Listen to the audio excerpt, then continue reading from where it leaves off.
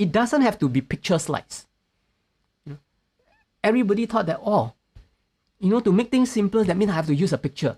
If I use a picture, that means I have problem because I don't know how to deal with pictures. I don't know how to build stories. You don't have to. There are certain methods that you can connect keywords using diagrams. For example, this is a picture that people might feel intimidated. A presenter might be feeling intimidated because, what story am I going to put in this picture? But sometimes you see, when you are presenting information that are very technical, you have a lot of numbers because you work in the finance department and you need to give a presentation. And all your things are all data and numbers. How can you use a picture to represent them?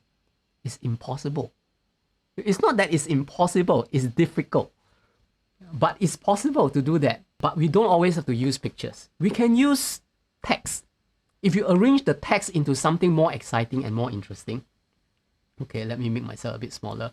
So if I have a slides that say I have numbers and I have also certain text that I want to also show, then instead of putting in so wordy slides, I can put a small picture and then maybe arrange key messages that links to the secondary data, just like the example that you see there. And why do we want to do that? We want to break away from what we see every day, what all the presenters are showing every day. Title at the top, and then a lot of words in bullet points at the bottom. And we want to get away from that.